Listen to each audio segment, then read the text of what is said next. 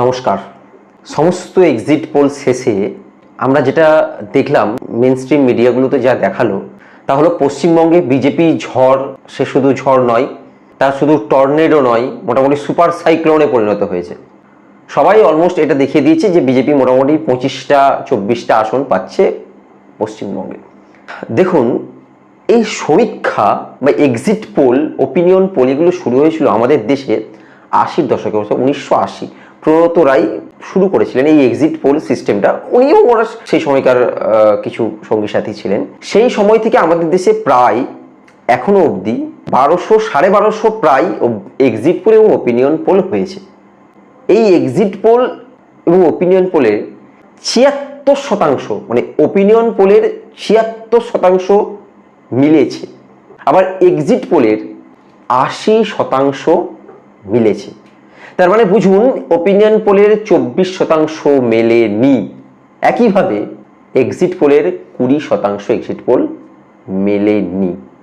এটা মাথায় রাখতে হবে।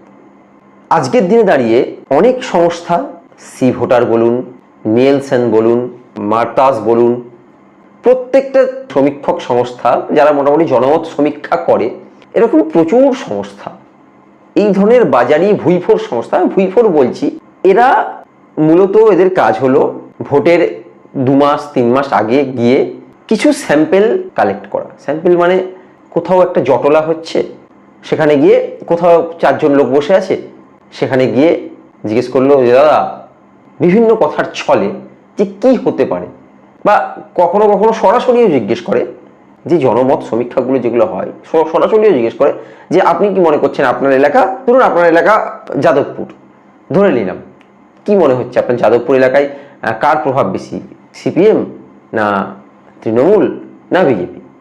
সমস্যা হচ্ছে তারা ইন্ডিভিজুয়াল একজন একজনকে করে জিজ্ঞেস, মানে সাধারণত এই ধরনের সমীক্ষক সংস্থাগুলো করে না। যেখানে জিজ্ঞেস করছে একসঙ্গে 5-7 জন আছে, তাহলে 5-7 জন যারা একসঙ্গে বসে গল্প করছে বা একসঙ্গে বসে চা খাচ্ছে, একসঙ্গে বসে তাস খেলছে, তাদের ট্রেনটা অনেকটা একই হয়, কারণ একই ধারার মানুষই একই সঙ্গে মোটামুটি একটা আড্ডা মারে, এটা আমরা জানি।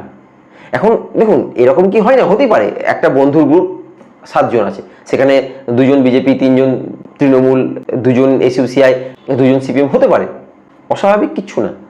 কিন্তু সাধারণত ট্রেন মানে লক্ষ্য করা যায় যে 7 জনের মধ্যে 5 জন বিজেপি হয় বা 5 জন তৃণমূল হয়, মানে 5 জন সংখ্যা গরিষ্ঠতারই বেশি হয়। এখন সমীক্ষক সংস্থাগুলোর প্রবলেম হচ্ছে এই 5 জনকে ধরেই পুরো রিপোর্ট বের করে দেওয়া। আমরা যারা, মানে আমার এই অভিজিৎ অফিসিয়াল, দেখুন আমি সেইভাবে কোনো সমীক্ষা করিনি। পুরো দক্ষিণবঙ্গে, মানে মুর্শিদাবাদ থেকে শুরু করে উত্তর 24 পরগনা, দক্ষিণ 24 পরগনা, নদিয়া, বর্ধমান, বাঁকুড়া, পুরুলিয়া, মেদিনীপুর 2, ঝাড়গ্রাম, দক্ষিণ 24 পরগনা, কলকাতা, আমার প্রচুর আত্মীয় স্বজন, বন্ধু বান্ধব এবং আমার ব্যবসা করার সুবিধার্থে প্রচুর কাস্টমার আছে যাদেরকে আমি সরাসরি জিজ্ঞেস করেছিলাম যে আপনি কাকে ভোট দিলেন, আপনার কি হতে পারে।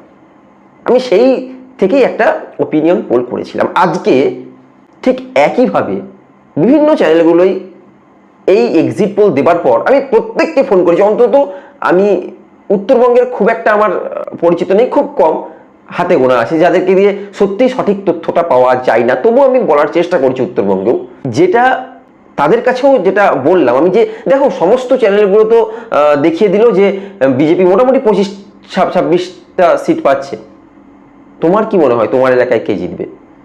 কাঁথি আমি 3 জনকে ফোন করলাম এক্ষুনি, আমি ভিডিও বানাচ্ছি, এখন রাত 10টা বাজছে, সবাই মোটামুটি আজকে এক্সিট পোল দেখে নিয়েছে। আমি 15 মিনিট আগে কাঁথির লোকসভা 3 জনকে ফোন করলাম। 3 জনের মধ্যে 2 জন বলল উত্তম বাড়ির জিতবে, অর্থাৎ তৃণমূল জিতছে, 1 জন বলল বিজেপি। তার মানে আমি এই 3 জনের মধ্যে কোথাও আমি একটা হিসেব চালালাম, তার মানে এই আসনটা তৃণমূল জিততে পারে। তারপরেও শুধু কি এই যুক্তিতেই আমি বলে দেবো এই আসলে তৃণমূল জিতবে? না, এরপরেও আমি আমার মতো যুক্তি কাজে লাগাচ্ছি। কারণ কিরকম যুক্তি লাগাচ্ছি, ধরুন লাস্ট ইলেকশন কি হয়েছে, লাস্ট ইলেকশন হয়েছে পঞ্চায়েত ভোট। এই পঞ্চায়েত ভোটে বিভিন্ন ভোট কিন্তু দখল করেছে বিজেপি, সুতরাং বিজেপির একটা ট্রেন্ড আছে। দ্বিতীয়ত, এই কাঁথি লোকসভা কেন্দ্রে শুভেন্দুর একটা গড় বলা যায়, ও অধিকারী ফ্যামিলির গড়। আচ্ছা, তৃতীয়ত এই কাঁথি লোকসভা কেন্দ্রে বামেরা কিন্তু কোনো প্রার্থী দেয়নি, প্রার্থী দিয়েছে কংগ্রেস। সুতরাং বাম যে ভোট কাটার বিষয়টা ছিল, সে ভোটটা কাটতে পারছে না। এত কিছু হিসেব ফ্যাক্টর মিলিয়ে, আমি শুধু একটা কাঁথির উদাহরণ দিলাম, এত কিছু হিসেব ফ্যাক্টর মিলিয়ে একটা সহজে অনুমান করা যায় যে এখানে বিজেপি জিতছে, মানে শুভেন্দুর ভাই জিততে চলেছে। একইভাবে তমলুকের ক্ষেত্রে আমি 6-7 জনকে ফোন করলাম, 6-7 জনের মধ্যে 5 জন বললো তারা বিজেপিকে ভোট দিয়েছে। 7 জনের মধ্যে 5 জন বললো তারা বিজেপিকে ভোট দিয়ে, 2 জন বললো, একজন বললো আমি সিপিআই ভোট দিয়েছি, একজন বললো আমি তৃণমূলে ভোট দিয়েছি, দেবাংশুকে। তারপরেও আমি বিভিন্ন আমার লজিক কাজে লাগিয়ে, আমার বুদ্ধিমত্তা কাজে লাগিয়ে যেটুকু বুঝলাম যে তমলুক বিজেপি জিতবে, কিন্তু সেখানে মার্জিন খুব কম হবে। জোর টক্কর দেবে সায়ন ব্যানার্জি অর্থাৎ সিপিএম এর ক্যান্ডিডেট। তাই সুতরাং সব জায়গায় আমি সবার, মানে আমি ধরুন এখানে তো 5 জন আমাকে বলেছিল তারা বিজেপিকে ভোট দিচ্ছে, আমি অনায়াসে বলতে পারি যে এই আসনটা চলো ভাই বিজেপির, তা তো করছি না। তো একইভাবে আমি এখনো বলছি, যে সমস্ত এক্সিট পোল যারা দেখিয়ে দিয়েছে বিজেপি 26টা পাবে, আমি তারপরেও বলছি বিজেপি 12 থেকে 14টা, তৃণমূল 26+ সিট পেতে চলেছে এ রাজ্যে। আমি এক এক করে বলি, প্রথমেই বলি কোচবিহার। আমি ওপিনিয়ন পুলেও বলেছিলাম কোচবিহার জিততে চলেছে নিশীথ প্রামাণিক, এখনো বলছি কোচবিহার বিজেপি জিততে চলেছে। বসিরহাট, শেষ দফার নির্বাচন বসিরহাট, দিনভর সারা বসিরহাট জুড়ে যেভাবে দেখলাম আজকে, একাংশ মহিলা যারা প্রচন্ড উত্তেজিত, যারা রেখা পাত্রকে দেখলাম পুলিশের সঙ্গে ধস্তাধস্তি, পুলিশের সঙ্গে বাকবিতণ্ডায় জড়িয়েও পড়লেন। এরপরে যা মনে হলো, আমি আগেও বলেছিলাম ওপিনিয়ন পোলে যে বসিরহাট আসনটা তৃণমূল দখল করবে, এখনো মনে হচ্ছে বসিরহাট তৃণমূল দখল করতে চলেছে। জয়নগর তৃণমূল দখল করতে চলেছে। মথুরাপুর নিয়ে একটা আমি ওপিনিয়ন পুলে বলেছিলাম মথুরাপুর তৃণমূল দখল করবে, কিন্তু তারপরে কোথাও একটা সন্দেহ থেকে গেছিল। তারপরে যখন হঠাৎ করে দেখলাম মথুরাপুরে নরেন্দ্র মোদী সভা করতে এলেন, দেখুন নরেন্দ্র মোদী এত বোকা নন, আপনি ভাববেন না, তার টিম আছে যথেষ্ট এক্সপার্ট এবং অ্যানালাইজ করে যে কোন জায়গায় সভা করলে কাজ দেবে। হঠাৎ করে দেখলাম মথুরাপুরে উনি সভা করলেন, কারণ মথুরাপুরের মানুষগুলো বুঝতে পেরেছিলেন যে ওইখানে একটা মিটিং করলে হয়তো ভোট পার্সেন্টেজ বাড়তে পারে। কিন্তু তারপরেও যেভাবে ভোট পার্সেন্ট বেড়েছে কিছু, তারপরেও মথুরাপুর তৃণমূলের হাতে রইল। পরের সিট ডায়মন্ড হারবার অভিষেক ব্যানার্জি জিতছে। যাদবপুরে তৃণমূল ভার্সেস সিপিএম এর মূলত লড়াই, এবং সবকিছু পরেও সায়নী ঘোষ জিততে চলেছে। কলকাতা দক্ষিণে আজ আমি সকাল থেকে 100টা বুথে ঘুরে বেরিয়েছি, বুথ গ্রহণ কেন্দ্র যেগুলো আছে সেগুলো ঘুরে বেরিয়েছি। তাতে স্পষ্ট অনুমান হয়েছে আমার, যেটা কলকাতা দক্ষিণ মালা রায় আবার জিততে চলেছে। কলকাতা উত্তর, দেখুন কলকাতা উত্তরে কিছু স্যাবোটেজ হতে পারে, সেখানে তাপস রায় হয়তো বড় জয়ের মাত্রা পেতে পারে। সুতরাং কলকাতা উত্তর নিয়ে এই মুহূর্তে কিছু বলছি না। আমি ওপিনিয়ন পোলে বলেছিলাম কলকাতা উত্তর তৃণমূলের হাতে থাকছে, কিন্তু এই মুহূর্তে আমি কলকাতা উত্তর সম্বন্ধে খুব একটা বলতে পারছি না। কলকাতা উত্তর নন বেঙ্গলি ভোটটা কোন দিকে যাবে তার উপর কিন্তু প্রচণ্ডভাবে ডিপেন্ড করছে। কিন্তু তারপরেও কলকাতা উত্তর তৃণমূলের বেরিয়ে যাওয়ার সম্ভাবনা বেশি, কিন্তু কিছু বলতে পারছি না। হাওড়া তৃণমূল দখল করতে চলেছে। উলুবেড়িয়া সাজদা আহমেদ যেভাবে ভোটটা করিয়েছে তাতে উলুবেড়িয়া সাজদা আহমেদ তৃণমূল জিততে চলেছে। শ্রীরামপুর কল্যাণ বন্দ্যোপাধ্যায় আবার জিততে চলেছে, অর্থাৎ শ্রীরামপুরও কিন্তু তৃণমূল আবার জিততে চলেছে। হুগলি, আমি ওপিনিয়ন পোলে হুগলিতে বলেছিলাম যে রচনা ব্যানার্জি হেরে যাবেন, লকেট জিতবে, কিন্তু ভোটের পর যা বুঝলাম হুগলি রচনা জিততে চলেছে, লকেট হেরে যেতে চলেছে। আরামবাগ আসনটা আমি আগেই বলেছিলাম আরামবাগ তৃণমূলের থেকে আরামবাগটা বেরিয়ে যাচ্ছে। অপরূপা পোদ্দার আগের বারের সাংসদ ছিলেন, এমপি ছিলেন, তাকে চেঞ্জ করে মিতালি বাগকে করেছেন। মিতালি বাগ জিতছে না, আরামবাগ কিন্তু বিজেপির। তমলুক এবং কাঁথি এই দুটো আসন পূর্ব মেদিনীপুরের, আমার মনে হয় তমলুক এবং কাঁথি দুটোই বিজেপি তৃণমূল থেকে ছিনিয়ে নেবে, বিজেপি এই দুটো আসন জিততে চলেছে। মেদিনীপুর আমি ওপিনিয়ন পোলে বলেছিলাম যে মেদিনীপুর তৃণমূল জিতবে, এখনো এক্সিট পোলেও মনে হচ্ছে মেদিনীপুর তৃণমূল জিতবে। ঘাটালের আমি শুভেন্দুর একটা সাক্ষাৎকারেই দেখলাম, মানে এবিপি আনন্দের সাক্ষাৎকারে শুভেন্দু নিজেই বলছে ঘাটালটা তৃণমূল জিতে গেছে। সুতরাং আমি বেশি আর অ্যানালাইজ করতে গেলাম না। এমনি দেবের ফ্যান ফলোয়ার অনেক বেশি হিরণের তুলনায়।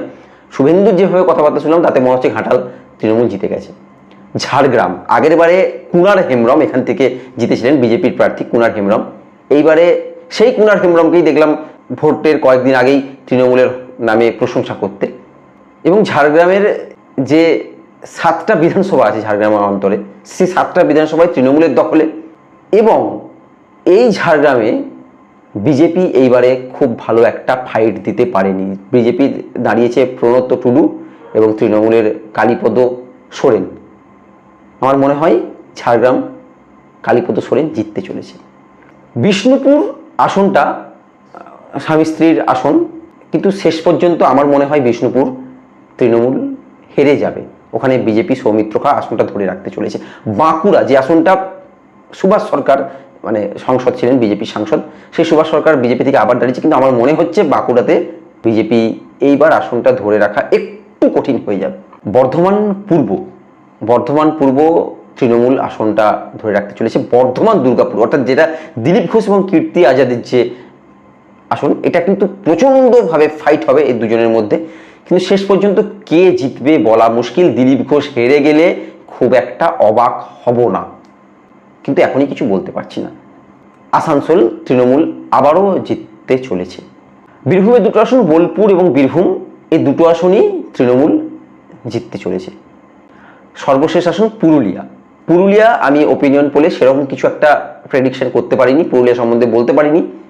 কিন্তু ভোট পরবর্তীকালে কুর্মী ভোটের যে ব্যাপারটা ছিল পুরুলিয়াতে, এই কুর্মী সম্প্রদায় মানে ওখানকার যে তৃণমূলের ক্যান্ডিডেট ছিলেন শান্তিরাম মাহাতো, খুব একটা কুর্মী সম্প্রদায়কে একাঠা করতে পারেনি।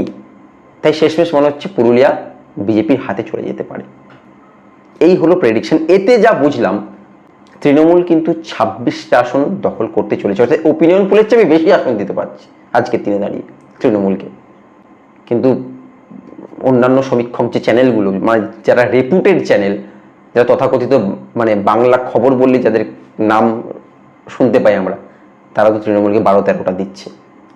দেখা যাক, আর 2 দিন পর সমস্ত কিছু স্পষ্ট হয়ে যাবে কোন দিকে যাই। আর শেষমেশ একটা কথা বলি, এই এক্সিট পোল অনেকবার ডাহা ফেল করে। এরকম 100% ফেলের একটা উদাহরণ দিয়ে আজকে শেষ করব। 2004 যে সময় ইন্ডিয়া সাইনিংয়ের গল্পটা আমরা শুনেছিলাম, সাইন ইন্ডিয়া বা ইন্ডিয়া সাইন, সে সময় এমন কোনো চ্যানেল নেই বা তখনকার দিনের এমন কোনো সমীক্ষক সংস্থা নেই, তারা প্রত্যেকেই সমীক্ষা করে বলেছিলেন আবার একবার আসছে অটল সরকার, অটল বিহারী বাজপেয়ী সরকার, বিজেপি সরকার। কিন্তু সেই সময়ও প্রত্যেকটা এক্সিট পোল 100% ফেল করেছিল, ক্ষমতায় এলো মনমোহন সরকার। আবার একইভাবে বাংলার কথাই বলি, 2016-তে এই এবিপিসি, তখন বোধহয় এসি নিয়েলসনের সাথে সমীক্ষা করেছিলেন, তারা বলেছিলেন যে 16-তেই তৃণমূল খুব নড়বড়ে অবস্থায় আছে। একইভাবে 2021-এ তৃণমূল ক্ষমতা থেকে চলেই যাচ্ছে দেখিয়ে দিলেন। এবিপিসি ভোটার, কিন্তু সমীক্ষা 100% মেলেনি। সেখানে আমি দেখলাম বিজেপিকে 140 পর্যন্ত আসন দিয়েছিলেন এই এবিপিসি ভোটার, সেখানে বিজেপি 77-এ আটকে গেছে। সুতরাং এই ধরনের সমীক্ষক সংস্থাগুলো এরা কিসের ভিত্তিতে সমীক্ষা করে তা আমার কাছে আজও খুব একটা স্পষ্ট নয়। এবার আপনি বলবেন তুমি কিসের ভিত্তিতে করো। আমি আগেও বললাম, এখনো বলছি, আমার প্রচণ্ড বন্ধু বান্ধব আছে, উত্তরবঙ্গে সেভাবে নেই, আমি বারবার স্বীকার করে নিচ্ছি, কিন্তু এন্টার দক্ষিণবঙ্গ জুড়ে আমার অনেক বন্ধু বান্ধব, আমি বিভিন্ন জায়গায় বিভিন্ন কাজের সূত্রে অনেক দিন করে থেকেছি, সেখানে গেছি, সেখানকার প্রকৃতি বোঝার চেষ্টা করেছি। সবচেয়ে বড় কথা, আমি যে ব্যবসা করি সেই ব্যবসার আমার প্রত্যেকটা জেলাতে সে ব্যবসায়িক কিছু বন্ধু আছে বা কিছু কাস্টমার আছে, তাদের সঙ্গে প্রতিদিন আমি অন্তত 10 মিনিট 15 মিনিট 20 মিনিট করে কথা বলি, যাতে বুঝতে পারি আসল তথ্যটা কি হতে চলেছে। আমি সেটাই কিন্তু আপনাদের সাথে শুধুমাত্র শেয়ার করলাম। এবং তাতে আমার এখনও মনে হয় পশ্চিমবঙ্গে 26 থেকে 28টা আসন পেতে চলেছে তৃণমূল কংগ্রেস। দেখা যাক কি হয়। ভালো থাকবেন। রেজাল্ট যাই হোক, আমরা প্রত্যেকেই একটা ভালো দিনের আশা করব। যে সরকার ক্ষমতায় করুক, যে সরকার ক্ষমতায় আসুক, আমরা একটা ভালো দিনের আশা করব। আজ এ পর্যন্ত। প্রত্যেকেই ভালো থাকবেন।